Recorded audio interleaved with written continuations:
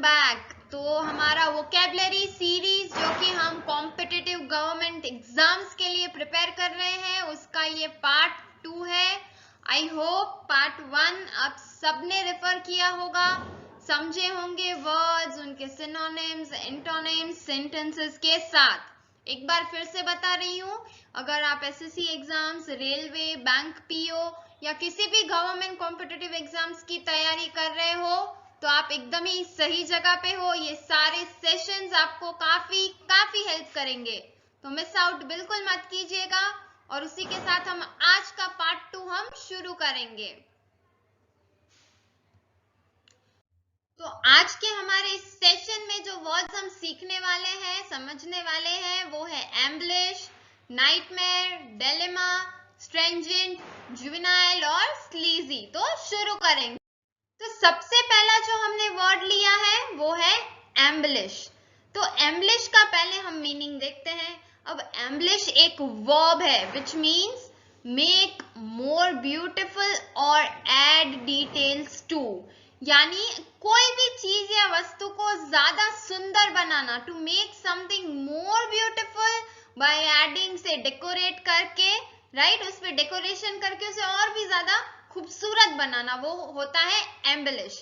तो हमने कई बार सुना होगा, कई सारी ज्वेलरीज भी आती है, पता है, हम कहते हैं ये एम्बलिश स्टोन है, तो वो ज्वेलरी होती है जिसपे उसे डेकोरेट करके उसे वैसा ब्यूटीफुल बनाया गया होता है। तो उसी एम्बलिश वर्ड का तो ये मीनिंग हुआ, और उसी को मिलता जुलता वर्ड है टू पॉलिश या फिर डेकोरेट, यानी सजाना, किसी चीज को सजाना या फिर कुछ संवारना, तब हम क्या कहते हैं, we are embellishing it. Okay, clear है? जैसे the paintings were embellished with golden frames. देखो, पेंटिंग बनाई अच्छे से थी, लेकिन उसे और उठाव देने के लिए, और ज्यादा अच्छा दिखे उसके लिए क्या किया, उसको गोल्डन फ्रेम दे दिया। तो उसे उस चीज से सजाया, डेकोरेट किया, राइट, उसे सजाना, उसे डेकोरेट करना ताकि वो और अच्छे से दिखे, to make it more beautiful. वो ऑलरेडी ब्यूटीफुल है लेकिन उस पर एक और स्टार ऐड करना। तो जब भी हम किसी ब्यूटीफुल चीज को रेफर करना चाहते हैं, जब हम किसी चीज को डेकोरेट करके दिखाते हैं, तो हम क्या कहेंगे, वी आर एम्बलिशिंग इट, यानी the paintings were embellished instead of saying they were decorated. हम एम्बलिश वर्ड का यूज कर सकते हैं यहाँ पे। क्लियर है? ओके, अब टू डेकोरेट, टू पॉलिश, ये तो उसके सिनोनिम्स हुए, समानार्थी, एक समान मीनिंग, लेकिन उसका अपोजिट एंटोनिम होगा डिक्रीज और टू लेसन, यानी उसका कम करना, उसकी वैल्यू गिरना या कुछ भी कम होना, तो वो उसका अपोजिट हुआ। यहाँ पे we are adding it, value add कर रहे हैं, लेकिन उसका अपोजिट क्या हुआ, कम हो रहा है, डिक्रीज हो रहा है, लेसन हो रहा है। ओके, यस, आगे बढ़ेंगे। फिर जो सेकेंड वर्ड हमने लिया है वो है नाइटमेयर। अब नाइटमेयर एक नाउन वर्ड है, हमने सुना होगा ना, oh this was my nightmare, यानी वो एक काफी टेरिफाइंग चीज थी, a situation resembling a terrifying dream. एकदम से कुछ भी डरावना या कुछ अप्रिय स्वप्न देखना या फिर कुछ दुखद चीज देखना हो, this was a nightmare for me, यानी मैं उस चीज का एक्सपीरियंस वापस कभी नहीं करना चाहूंगी, वो उतना बुरा और डरावना था। तो नाइटमेयर का मीनिंग क्या होगा, कुछ ऐसा जो कि डरावना हो या कोई अप्रिय सा सपना हो, दुखद सपना हो, अप्रिय सपना, स्वप्न जो हम देखते हैं, ड्रीम्स देखते हैं, नाइटमेयर, ठीक है, तो उसका सिनोनिम क्या होगा, हॉरर या फिर टॉर्मेंट, यानी डरावना या कुछ ऐसा जो कि अप्रिय है। जैसे एग्जाम्पल के तौर पे, the party was a complete nightmare, वो जो पार्टी थी वो काफी टेरिफाइंग थी, अपसेटिंग थी, डरावनी थी, बिल्कुल पसंद ना आए वैसी थी। तो the party was a complete nightmare, या फिर वहां पे कोई ऐसी घटना घटी होगी जिसको आप वापस एक्सपीरियंस करना नहीं चाहोगे, नाइटमेयर। और उसका अपोजिट क्या होगा, डरावना, डर लगे वैसा, ना पसंद आए वैसा, उसका अपोजिट एंटोनिम होगा हेवन या फिर पैराडाइज, यानी स्वर्ग या फिर कुछ अच्छा लगना, खुशी मिलना, हैप्पीनेस, वो उसका नाइटमेयर का अपोजिट होगा। क्लियर है? तो सारे वर्ड्स हम उसी सीक्वेंस में समझ रहे हैं, वर्ड, वर्ड का मीनिंग, उसके सिनोनिम्स, उसका एग्जाम्पल और उसका अपोजिट क्या होगा। तो अच्छे से समझिएगा और हमें कमेंट सेक्शन में आप अपने सेंटेंसेस फ्रेम करके जरूर बताइएगा। फिर नेक्स्ट वर्ड है जो हमने लिया है वो है डेलिमा। अब डेलिमा वर्ड का मीनिंग क्या होता है? पहले तो डेलिमा एक नाउन वर्ड है, right, which means state of uncertainty or perplexity, especially as requiring a choice between equally unfavorable options. अब ये बड़ा सेंटेंस है, हमने कई सेशंस किए हैं जहां पे हमने वर्ड्स समझे हैं, समानार्थी, एंटोनिम्स, सिनोनिम्स की सीरीज जहां ये सारे वर्ड्स आए हैं। तो अगर आप एकदम क्विकली रीड करके नहीं समझ पा रहे तो स्लोली जाएंगे। State of uncertainty, requiring a choice between equally unfavourable options, इसका ये मीनिंग होता है कि दो से अधिक चीजें हैं जिसको चूज, उनमें से सिलेक्ट करना, चयन करना काफी कठिन हो रहा है, वो स्थिति दुविधा की आ रही है या आप किसी असमंजस में पड़ गए हो। ओके, मैं ये करूं, हाँ ना, क्या, I am in a dilemma, I don't know what to do, मैं एक ऐसी स्थिति में हूं, मैं चयन नहीं कर पा रही हूँ, मुझे नहीं पता चल रहा है मुझे क्या करना है। तो उस कंफ्यूज्ड स्टेट को कहेंगे हम डिलेमा, जिसे कि अगर हम हिंदी में कहना चाहे तो क्या कहेंगे?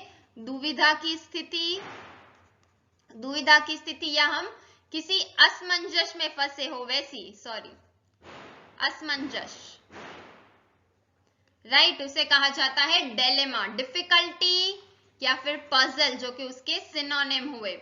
Weather should I go to an event और not, I am in a dilemma, उस इवेंट में मैं जाऊं कि मैं नहीं जाऊं, मैं नहीं जानती, आई am in a dilemma, confuse state में हूं मैं, कठिन स्थिति है जिसमें दो से अधिक वस्तुओं में से एक का चयन करना है जो कि काफी मुश्किल हो रहा है।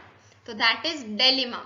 अब उसका अपोजिट एंटोनिम क्या होगा? सॉल्यूशन और इजी। देखिए, डिफिकल्ट या पजल, दुविधा, असमंजस, कठिन स्थिति, उसका अपोजिट क्या हुआ? सहूलियत होना, असमंजस में ना होना, आसान, उसका अपोजिट क्या हुआ? आसान, कोई भी आसान सी चीज, या सॉल्यूशन, हाँ मुझे यही करना है, okay done, this is full and final, तो वो उसका अपोजिट हुआ। आगे बढ़ते हैं। फिर जो नेक्स्ट वर्ड हमने लिया है वो है स्ट्रेंजेंट। स्ट्रेंजेंट का मतलब क्या होता है? वो एक एडजेक्टिव वर्ड है जिसका मीनिंग है demanding strict actions to rules and procedures. किसी भी सिचुएशन में नियमों का एकदम स्ट्रिक्टली फॉलो करना, यही रूल्स है, यही प्रोसीजर्स है, इसी हिसाब से वो वैसा डिमांड कर रहा है कि वो वैसा ही होगा। स्ट्रेंजेंट एक्शंस, राइट, तो वो होता है स्ट्रेंजेंट का मीनिंग। जैसे कि टाइट और डिमांडिंग, एग्जाम्पल के तौर पे हम कानून ले सकते हैं। जैसे लॉ होता है वो कठोर होता है, अगर आपने ये क्राइम किया, अगर आप बिना हेलमेट किए गाड़ी चला रहे तो कानून आपको चालान लगाएगा। That is the stringent rule that is to be taken, that will be taken against you, जो आपके खिलाफ लिया ही जाएगा। तो उस प्रोसीजर को फॉलो करना वो होता है स्ट्रेंजेंट, जो कि कठोर होता है, टाइट होता है, नियम, जैसे कि क्या होता है? नियम होते हैं, कानून होते हैं जिन्हें फॉलो करना पड़ता है, राइट। जो एग्जाम्पल लेते हैं और क्लियर हो जाएगा। Stringent measures should be used to enforce discipline of our school। देखिए क्या कह रहे हैं, stringent measures यानी वो क्या कहना चाहते हैं? वैसे कायदे कानून होने चाहिए जिससे कि जो स्कूल है वो डिसिप्लिन से चले, अच्छे से चले, सबके लिए एक बराबर चले। तो उसके लिए क्या करना पड़ेगा कि स्कूल डिसिप्लिन से चले? टेक सम स्ट्रेंजेंट मेजर्स, यानी कुछ कायदे कानून होने चाहिए, कुछ स्कूल के हिसाब से नियम होने चाहिए। यहाँ पे स्ट्रेंजेंट में बाय डिफॉल्ट ये नहीं बोल रही हूँ कि लॉ होता है, लेकिन लॉ भी होता है। जैसे समझने के लिए किसी भी चीज, स्कूल के लिए अपने कायदे कानून होंगे, ट्रैफिक के लिए अपने कायदे कानून होंगे, किसी के घर के अपने कायदे कानून होंगे। तो उस हिसाब से जब हम उन स्ट्रिक्ट रूल्स और प्रोसीजर्स को फॉलो करते हैं तब हम उसे स्ट्रेंजेंट एक्शंस कहते हैं, मेजर्स कहते हैं। क्लियर है? ओके, तो उसका अपोजिट होता है लूज और अनडिमांडिंग, यानी बिना किसी नियम का, जो बिल्कुल ही कठोर नहीं है, लूज, ढीला ढाला, अनडिमांडिंग, वो होता है उसका अपोजिट। फिर जो नेक्स्ट वर्ड है वो हमने लिया है आज के इस सेशन में जुवेनाइल। अब ये जुवेनाइल वर्ड सुना होगा कई लोगों ने, वो एक एडजेक्टिव वर्ड है। कई बार हम सुनते हैं जुवेनाइल कोर्ट, यानी वैसे लोग जो कि एक यंग है, चाइल्डिश है, एक एज ग्रुप है जो उस एज ग्रुप से बिलो है, जैसे बिलो 18 है तो वो जुवेनाइल में आएंगे। जब भी कुछ क्राइम को दर्शाने की बात आती है तब इस वर्ड का अधिकतर यूज होता है। डिस्प्लेइंग और suggesting a lack of maturity, यानी किसी का बचपना या कोई बचकाना हरकत दिखाने की बात होती है, बचकानी हरकतें। जब भी कोई बचकाना होता है तब हम कहते हैं जुवेनाइल है, यानी वो अंडर 18 है, अंडर 16 है, राइट, वो होता है juvenile, means young and childish, जिसका कि opposite obviously mature and adult होगा। क्लियर है? एग्जाम्पल के साथ देखते हैं। His humour is rather juvenile for a man of his age. वो अबाव 18 है लेकिन उनकी बातें कैसी है, बचकानी सी है। देखिए यहाँ पे सिर्फ हमने क्राइम या लॉ को लेके इस वर्ड का यूज नहीं किया है, वहां तक वो सीमित नहीं है, लेकिन जब भी हम किसी चाइल्डिश चीज को बताना चाहते हैं, बचकानी चीजों को दर्शाना चाहते हैं, तब हम जुवेनाइल का यूज करते हैं, जहां पे मैच्योरिटी की कमी है, डिस्प्ले होता है कि वो बचपनों से भरा हुआ है। सो जो उनकी बातें थी उनके एज के हिसाब से, वो उनके एज जैसी तो बिल्कुल ही नहीं थी, लेकिन बचकानी सी थी। क्लियर है? ओके। फिर जो नेक्स्ट वर्ड हमने आज लिया है वो है स्लीजी। स्लीजी का मीनिंग क्या होता है? वो एक एडजेक्टिव वर्ड है विच मीन्स मॉरली डिग्रेडेड या फिर ऑफ वेरी पुअर क्वालिटी, और फिल्मजी मीन्स ऐसी जगह या फिर ऐसा व्यक्ति जो हर तरह से बुरे और अनैतिक कार्यों से संबंधित है, उसे कहा जाता है स्लीजी। चीप और सॉर्डिड विच मीन्स ऐसा व्यक्ति जो के बुरा और अनैतिक कार्य कर रहा हो, अनैतिक कार्यों से संबंधित है। अनैतिक कार्य यानी जो कि मॉरली करेक्ट नहीं है, सही नहीं है, वैसी सारी आदतों में है या वैसी सारी जगहों पे है या वैसे ही सारे काम कर रहा है जो मॉरली नहीं करने चाहिए। एग्जाम्पल के तौर पे, I was disgusted by the sleazy sales tactics. Disgust यानी होता है चिढ़ना, अपन होते हैं ना, खिंच जाते हैं किसी चीज से, तो आई वॉज डिस्गस्ट, मैं इतनी परेशान थी उनकी ऐसी इमोरल सेल्स टेक्टिक्स देख के, यानी किसी को बेवकूफ बना के उस लेवल तक बेवकूफ बना रहे थे जो कि मॉरली भी गलत है, अनैतिक है। ठीक है, उसका अपोजिट होगा रिस्पेक्टेबल एंड नाइस, यानी सम्मानीय और अच्छा। तो ये हमारा आज का सेशन था। उम्मीद है आपको सारे वर्ड्स अच्छे से समझ में आ गए होंगे।